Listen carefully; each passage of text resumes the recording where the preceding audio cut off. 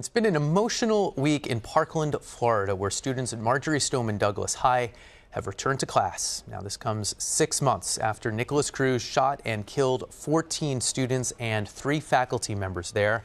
Our Anne Marie Green traveled to Parkland and spoke with parents of the victims and the school superintendent. At Marjory Stoneman Douglas High School in Parkland, Florida, students returned to class, but the school did not return to what it used to be. It's been 6 months since former student Nicholas Cruz went on a rampage, killing 17 people on Valentine's Day. Today, the school looks different. The building where Cruz opened fire is closed, surrounded by a fence, and inside the changes are even greater. I just don't want to be there anymore. In the back of my mind, there's still the thought of a shooter coming into campus. Now going back to school is kind of a fresh start. It's making sure that all the students at Stoneman Douglas feel as though that it can get better. I wake up every day thinking about our families, thinking about Stoneman Douglas and what else can we do to improve the situation there. Hey, you know what? Robert Runcie is the Broward County School District Superintendent. He's facing intense criticism from parents. They're upset because he fired an outside investigator who was looking into the shooting and how Cruz managed to slip through the cracks. The year before, Nicholas Cruz walked onto campus wearing a backpack and carrying a duffel bag. The school security team flagged him as a threat. But that threat was largely ignored when it mattered the most. A school security monitor says he recognized Cruz, but he didn't stop him or ask him questions. Newly released video shows Cruz talking with detectives while in custody. He says a demon trapped inside his head told him to burn, kill, destroy. The teenager has been charged with 17 counts of first-degree murder. Prosecutors want Cruz to face the death penalty if convicted. And I'm pissed, because my daughter I'm not going to see again. Andrew Pollock lost his daughter Meadow in the massacre. When you stood in front of the president, you said a lot of things. You said you're pissed. Are you still pissed? I'm always going to be pissed. You know, someone killed my daughter, so there's nothing I could ever that's going to take that away. So I'm pissed every day. Who are you pissed at? I'm pissed at the people that let my daughter down and the other victims. That's who I'm pissed at, and I'm going to expose them all. They killed my daughter, and my daughter's on my shoulder every day telling me, Daddy, you keep going. It's the most avoidable mass shooting ever in this country's history. Did the school drop the ball with Nicholas Cruz? You know, I will say this. Everything that we had an independent review that was done.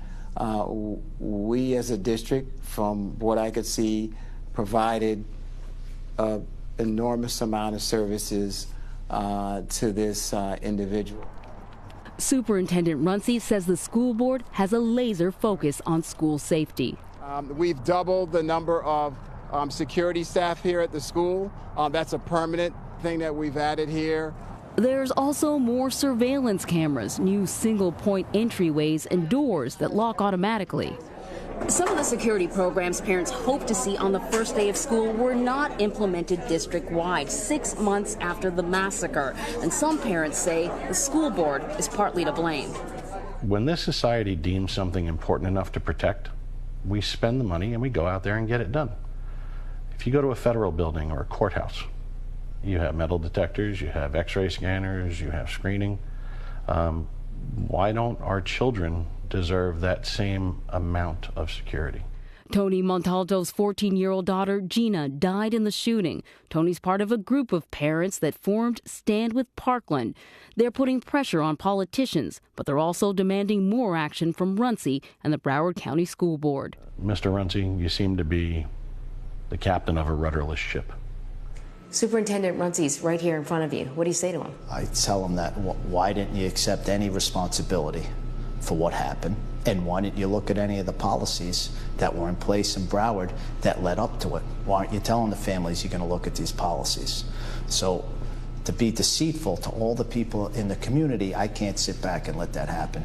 It's reasonable to see the level of anger, frustration, and grief that a parent has had who has lost their child In some cases, no matter what we do, no matter how much of it we do, it'll never be enough because we can never bring back their babies that they lost.